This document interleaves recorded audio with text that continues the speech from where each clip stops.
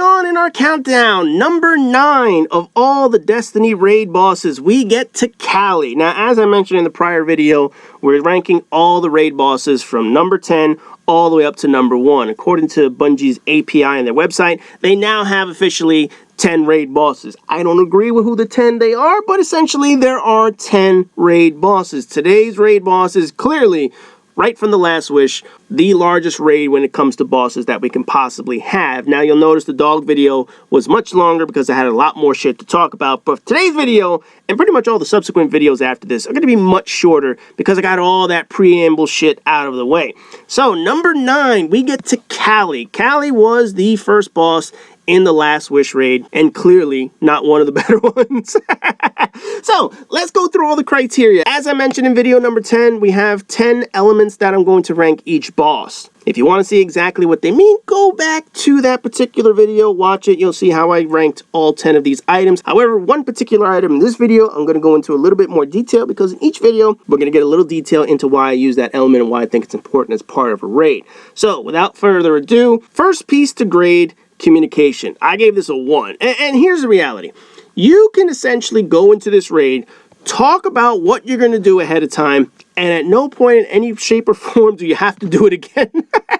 No, realistically, all you have to do is just tell each other, I got this plate, I got that plate, we don't even have to say what door, you can just go by the roster, and essentially all the communication is done before the actual encounter.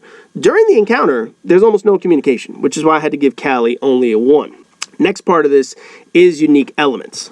And this is something that I wanted to go into a little bit more detail when it comes to the raid. During the dogs, we talked a lot more about recovery. Today, we're going to talk about unique elements, why unique elements are important to any particular raid, and Kalli has the lowest score out of all of them. You're going to notice she has the lowest score in almost every single criteria, but essentially, I gave this one a 1. To me, unique elements should be something that you don't really find in any other particular raid, or in any other strike, or any other part of Destiny. Kalli doesn't have anything really unique compared to some of the other raids. Essentially, you stand on a plate, you unlock the damage phase. That's it. The game tells you exactly what plate you need to stand on. All you have to do is look at a symbol, go stand on that symbol, and you're done. There is nothing unique to this. We have seen plates in virtually every fucking raid we've ever been in. We had plates in the Vault of Glass, essentially during the Atheon fight where you had to open up the past and the future plates. We had plates in Crota when you had to open up the bridge. We had the platforms during King's Fall. The bathers in Leviathan. Spire of Stars had all kinds of plates. This is nothing new. Standing on plates has never been anything different in any particular raid. Now, the only thing that really gives this a unique element, and the only reason why I gave this a 1 point as opposed to a 0, were the doors. Essentially, you have to avoid her white mechanic, and the only way to avoid the white mechanic, or her constant white mechanic, is to be able to get into the doors that you're unlocking by standing on the plates. Whether or not you stand on the plates, irrelevant. Kalli is going to run to the middle, and she's going to attack you, but those plates are what allows you to avoid her white mechanic.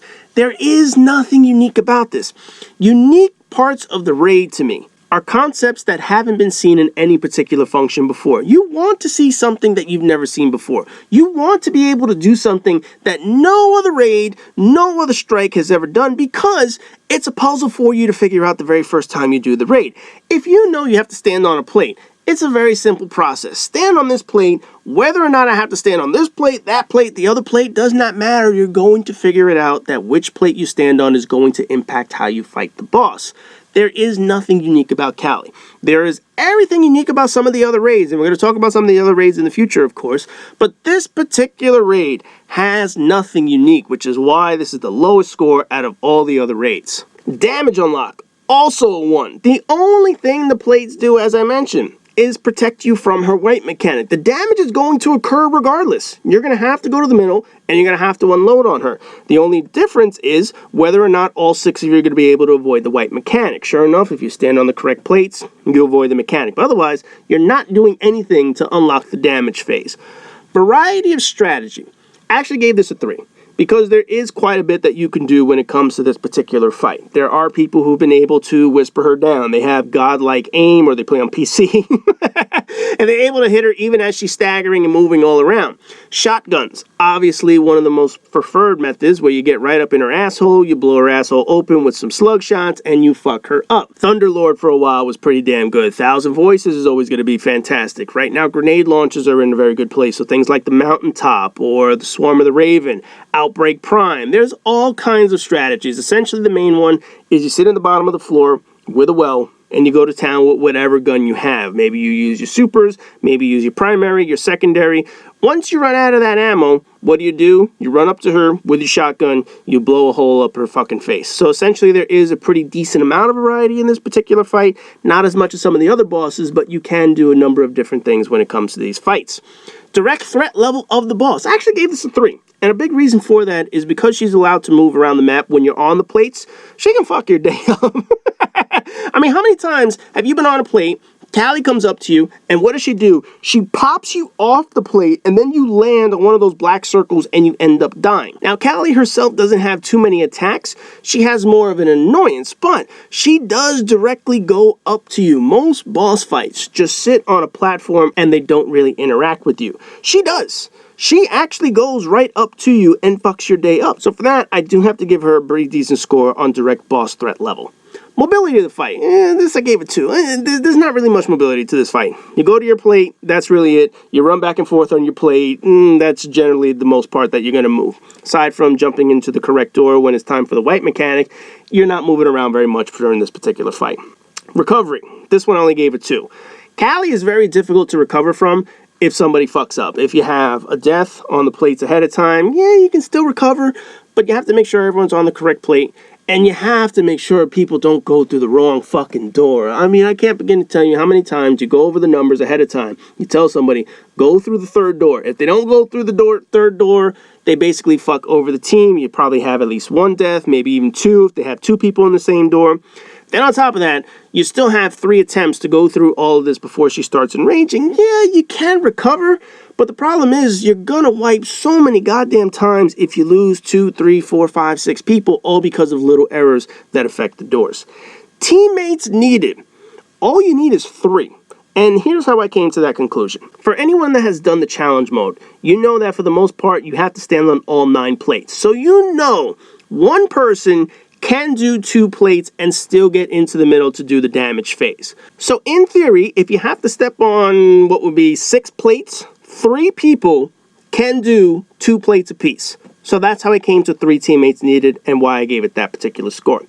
Difficulty at launch. There was nothing difficult about this fight. There is absolutely nothing too difficult about this particular fight, and the difficulty at launch is obviously one of the lowest ranks that we're going to have across any of these raids. No raid got a 1, because most of the raids did have some difficulty at launch.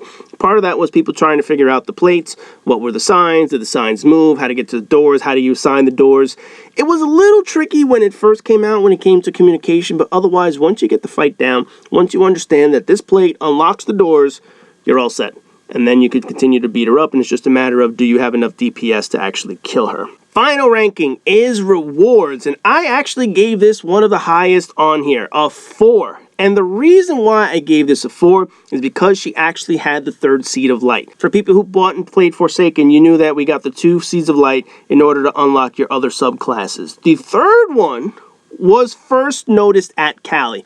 Once you beat Kalli for the first time, I don't know if it was randomized or whatever the case was, but you got your 3rd Seed of Light. Once you got your 3rd Seed of Light, you were able to lock the 3rd subclass, Superpower. Otherwise, you had to wait till week number 3 or 4, whatever it was, to visit the Queen after beating the Blind Well for the High Curse Week or whatever the case was. For those who didn't do the raid and beat Kalli, that's where you got your 3rd Seed of Light. But for those who wanted that ahead of time, this was an excellent way to get that. And I have to give that a pretty high score because that was a pretty damn good reward. Now, overall, the other gun that you got from this was the Age-Old Bond. The Age-Old Bond is not too bad as an auto rifle. It's not great. Essentially, it did drop Masterwork at a very high rate level, but the big reward that people wanted was going to be the Seed of Light.